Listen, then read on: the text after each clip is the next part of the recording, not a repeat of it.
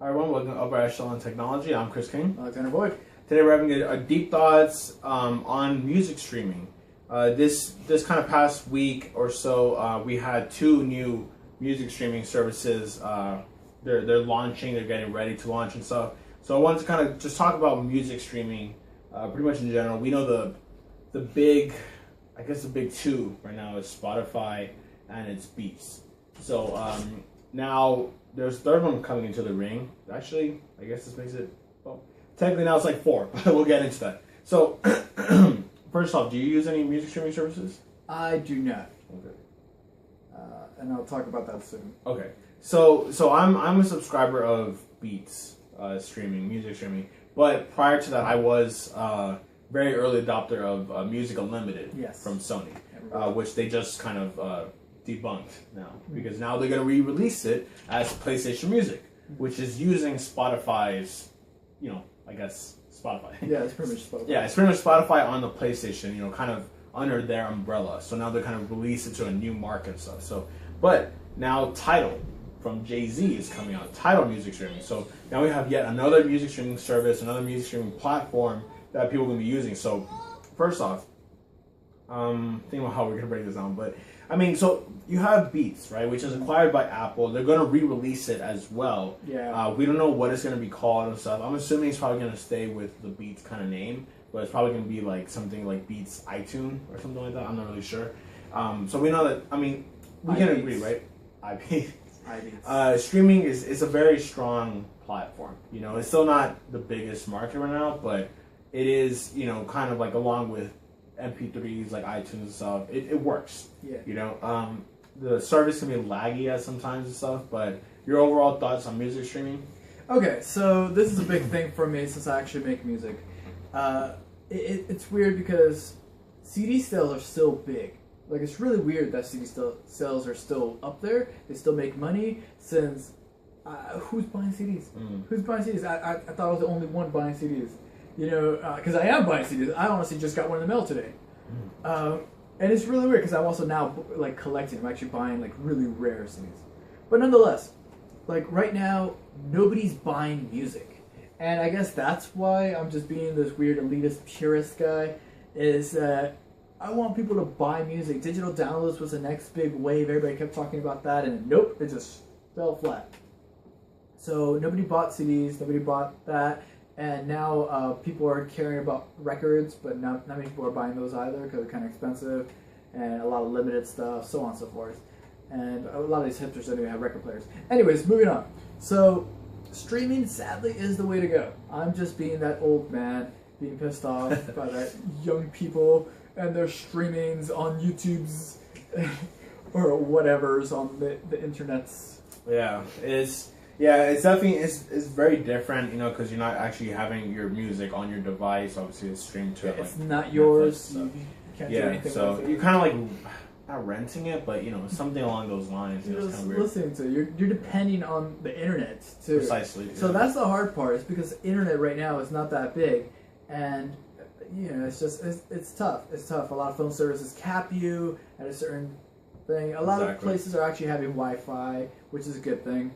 So I guess the people who are buying CDs are the people who don't have like a lot of Wi-Fi spots, a lot of hotspots for Wi-Fi. Don't hang out at McDonald's or Starbucks for hours. It's true. Yeah, I've been having music for a while now, but I only switched to Beats because you can have kind of separate accounts running at the same time. Mm-hmm. So that was a really good incentive, because you couldn't really do that with Music Unlimited. But I actually like Music Unlimited specifically because the utilization with like the PS3 and PS4, where you can be playing music in the background. That's the only selling point. That was for me. Because I'm always listening to music. Like when I'm at the gym, I'm listening to music. When I'm at school, if I'm not in class, I'm listening to music. When I go out, typically if I'm by myself, I listen to music. With people, obviously I don't. But even at home, I typically tend to turn off the volume on some of these games because they're just boring, like unless it's a really engaging kind of a game and stuff. But with Battlefield, for instance, I like to play multiplayer with music on because I don't really need to hear, all this kind of. I can play pretty much just as well without it, unless like I'm really going hardcore, like I guess you got a trophy or something. But I like to listen to music and stuff, so I like this new PlayStation Music because it's using Spotify. I haven't used Spotify before, but so I tried this free trial with it, and it's just so complicated. Like I'm trying to upgrade it already, try to figure out how can I upgrade to a family account, and it's just like, well, you can't because you're associated with PlayStation. I'm like, why are they offering this in the first place? So it's kind of messy. I'm not really excited about that, but it does work with the PS4, so it's pretty good to see that. I think I want to go back to PlayStation, kind of music, and I with Spotify, as long as I can get a family account and have multiple accounts and that kind of stuff. So we'll see. Yeah. But as for me, I'm into Beats, Beats, but that's because I'm just a fanboy. Just hearing, I like the Beat headphones. I used to use those exclusively. I used to just only have the Beats headphones. I had the studio headphones. Yeah. I had the DJ ones. I forgot what they were called. Mixers. I had the mixers. So I had my studios for my studio at home. Then I had the mixers to go out whenever I want actual headphones, even though they were on ears. And then I had really small ones. I had the Tours for in ears in case I didn't want to just have these things here. Like usually I use those when it was summer or something. So I would use those. So I was always this Beat person, and then now knowing that Trent Reznor is involved in it, I was like, oh yes, I love Nine Inch Nails. Let me just look into this. Let me get more into this. So Beats music is actually the one I'm going for. Yeah. And you could tell by his passion. The way he described Beats is that imagine there being that helpful person in a record store that knows your music taste, completely caters to you, and shows you new music. And I think that's awesome because that's what I do. I love finding new music. I love finding brand new artists, and it allows me to get closer to these artists. I love meeting bands and stuff. So I met this band Three Teeth, and I saw them like a million times, and they even remember me by name and all stuff because I saw them from the beginning, the first show ever that luckily was here in LA. And then every single time they're in LA, I'm just always there. I bumped into them when they were watching another band play. It's just I bump into them all the time, and now it's just this really cool thing. And I found them only because they told someone else. I found them because of this. It's like, and that's what I like about Beats music. It's just that they will help you find this band, even if it's a brand new band. So that's a streaming service that I'm completely for. yeah, there's a lot of options. I mean, and now we have a new one, Tidal music streaming. Back in 2014, Jay-Z bought out this other company. I can't remember the name. It was something kind of weird. But because he wanted to prepare a new music streaming platform. So first off, is this too late, or is it just the right time to make a new platform? It's very strange because everybody right now is using SoundCloud. If that's what it was. SoundCloud is not. It doesn't even count as a streaming service because everybody uses it. Yeah, I mean, I guess it's like a way to find certain songs, but I wouldn't really consider like a music streaming. It's not like Spotify or Beats. I feel like those are the two big two, right? It's Spotify and Beats. Yeah, like everyone I know uses SoundCloud. It's just they always ask me, "Is like, your music on SoundCloud yet?" And I'm like, "No, I'm an old man. I barely have it on YouTube." I think it's more for like storing MP3s, where people can download them and what have you. Yeah, you see, so that makes perfect sense. Right now, the thing that I have up on YouTube is actually just something that I don't even care about. It's a demo right now. I just threw it up because it's an old song, and just for fun. And my real music will go to SoundCloud. Like that's a mandatory thing. The SoundCloud and Bandcamp, so you can actually sell your stuff, but nobody's gonna buy it because everybody's gonna stream it. So I have to go into the streaming service. I have to find out what the rules are, what the agreement is, and hopefully try to make some money because somehow they are making money off of this. I guess it's the ads. I guess it's subscribers. I really don't know what it is. So there's that too. You're paying to subscribe to this unlimited source of music, and I guess it's a good thing. Like that happens with Netflix. Yeah, it's interesting. I mean, it's definitely different, and especially like with Tidal.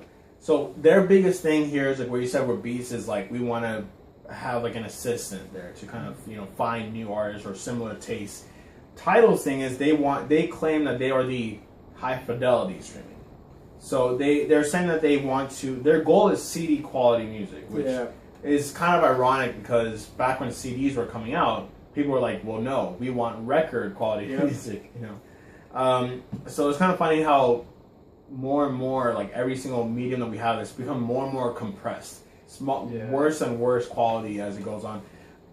I think I consider both of us we're audiophiles. Yeah, we know the difference. I'm a classically trained musician. I've from ear, so I can recognize different notes, chords, progression, all that kind of stuff. So we can tell the difference between high quality and low quality. Yeah, music. we could tell from an MP3 Yeah. to a WMA To a FLAC. to a FLAC. Yeah. All this kind of stuff. So I mean, Why are they focusing on FLAC right now? Is it too big? Because there are like 1 gig each song. yeah. So I mean, that's the problem. I mean, so at least what they're claiming with Tidal is they're gonna have 2 different subscriptions. One is the normal quality, $9.99, which is the same as Spotify and Beats, $9.99, and they're gonna have What is normal quality? the normal quality is like I think 128 kilobytes per second. So that's what they're saying. That's crappy. It's very, very compressed. And high quality is going to be about double. It's about like 320. 320, something like that. Kilobytes per second. Kilobytes per second, and that's going to be the high fidelity at $19.99. Does that really count as CD quality? Because I count that as high MP3 quality. Yeah, it's. I mean, again, it's still not. Well, that's their aim is CD quality. So I mean, maybe that can change in the future. I don't know. But so I mean, you're getting double the kilobytes. It's not necessarily double the quality. It's just getting processed faster. It's going to essentially like the mixing is mixing quicker. So you're supposed to get that kind of more of a live sound, but not really. It's still very low quality. Like it's not gigabytes we're talking about. It's like we're talking kilobytes. These are compressed files. So I mean, so that's the thing that there's 2 biggest things here. So first is it's supposed to be high fidelity streaming if you pay $20 a month. I'll say we'll get into that for a second, but I will say I'm not paying $20 a month for. Again, to the average listener, for one, they don't know what high fidelity is. Yep. And even out of that group of people who know what high fidelity is, they can't tell the difference. Yep. So, And then nobody wants to pay $20. and no one wants to pay $20. It's absurd. So the other one is that this company is supposed to be owned by the artist. Jay-Z put about $56 million, and then on stage at the conference, I watched the conference today. They had Daft Punk, Chris Martin, Kanye, Rihanna, Nicki Minaj, Madonna, Calvin Harris, Alicia Keys, Jack White, Jason Aldean. They had a bunch of artists come up on the stage, and they claim that they own the company. What I'm thinking will happen here is that, let's say, I think the whole thing took about $70 million or something, maybe 60 million, maybe like 70 million. I think Jay-Z put up like the 56, and I think he just got like 2 million per artist, and they own the company. So they don't really own the company, but maybe that's kind of his board. Maybe. Yeah. So I mean, these are very busy guys, so they don't have the time to be running a company. So I don't buy that they actually own the company. Yeah, because they're not doing the coding. They're No. not the ones doing all this stuff. No, so I think what's gonna happen is like whenever Jay-Z's like, okay, this is what I want to do, is this yes or no? You know, so it's kind of like his board, like his shareholders, kind of a thing. So I think that's what's going on here. But does that add anything for you? I think it's nice. I think it's nice that you are paying a price of a CD. And right now, that's an expensive CD. That's like back then when CDs were still like DVDs. Yeah. Like when DVDs were $20. Now you find DVDs for $10, $12. I guess that's not that bad when you look at it that way. Yeah, so you are paying a CD price by not owning a CD, but hearing it is CD quality. So I get what he's doing. I get it. It's nice because it's giving back. It's truly giving back to the artist. Yes. But I think that due to things being so cheap, it's always going to be, that's where everybody's going to flock to. Exactly. Because again, the mass audience, 90%, I'm calling it 90% of the audience doesn't know what high fidelity is. Mm-hmm. And then about maybe 75% of that 90% cannot tell the difference. Yeah. They can't. Like, let's be realistic, they just can't. And I guess the third biggest thing about Tidal is that there's supposed to be exclusive content for it. So we don't know if that's gonna be exclusive tracks. We don't know if it can be an exclusive album or if it can be exclusive like videos that they're saying. But I mean, that may be enticing, but the problem is that most of these artists' music are not good anyway. Yeah, yeah. Like, look at all the artists I I listed. didn't care about any of the artists. Yeah, I was trying to find one that you might like. I was like, well, there's Jack White, I guess, but we just talked about him We just earlier. talked about it. You know, it's like he's like, you know. So I mean, the biggest one for me, of course, is Kanye. But I don't know. Like, I'm not gonna subscribe to Tidal just for Kanye. Like, if it was like Kanye, The Killers, like my big like Black Keys and stuff, maybe. But the problem is that like, does that mean we're gonna get one exclusive track? That's not enough to pay an extra $10 for it. You know. So I mean, it's interesting, but again, the PS4 interacting with the Spotify is actually worth it more to me than paying $20 to get what they call high fidelity, which is not. CDs are not high fidelity. They're not. You know what would have been cool if Jay-Z walked out with Kanye, with probably Rihanna, with Taylor Swift, with Marilyn Manson, with Daft Punk, like get all the genres together and say it's like, hey, this is music for everyone in every way. That Bruce Springsteen or whoever the hell's playing that type of music, like I think that's what he should focus on. But a lot of people that you just said are just pop artists. A lot of pop artists, yeah. We could have Tupac's hologram.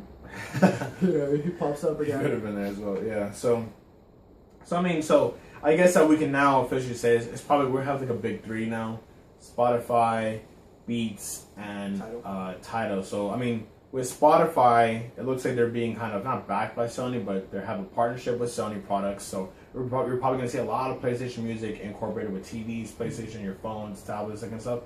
Apple is backing Beats. They own Beats, so I'm sure there's going to be exclusive stuff with all these iPads and everything. Well, let me actually interrupt that. The thing with Apple is it's really weird because to put your music up on Apple, you have to do something. I still haven't done it, but from what I've learned, when you put an album up or something, you have to have an iTunes exclusive. No matter what, you have to have this one track or a few tracks that is exclusive for iTunes. I don't know for how long, because apparently you could also still give this away. I don't know if you could sell it, but I think you could release it somewhere else at one point. Yeah. So it's really weird. So I guess that's what Tidal's gonna do. Yeah, which again doesn't make me not happy because let's just say, I mean, to wrap it up, I mean, okay, Nicki Minaj is up there. I don't listen to Nicki Minaj music really. I mean, so if Nicki Minaj has, okay, you're gonna get 2 exclusive tracks on Tidal. That's not enough for me to be like, I'm gonna jump on board just so I can have those 2 exclusive Nicki Minaj tracks. You don't want the Anaconda remix?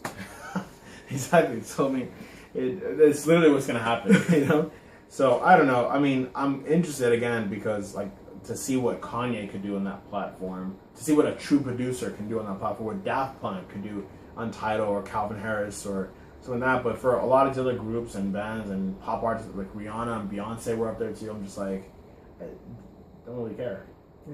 Yeah. Like I said, it would be nice if you had Manson, you had Lady Gaga, you had Hans Zimmer. And, Hans Zimmer. Hans Zimmer. No, U2 loves Apple way too much. They do. Invade your privacy. Free albums for everyone. Free albums. You're forced to have this free album. I wake up, I'm like, what is this? What was I like drunk? What happened? How does that? I didn't add this. So I mean, from you're not in the streaming just yet, but if you have to pick one today, what are you liking more? That was a given. Beats. I'll wait for the reimagination or whatever he's doing with version. It, because Trent Reznor is even focusing on it even more. So I'm for that. Okay. All right. Cool.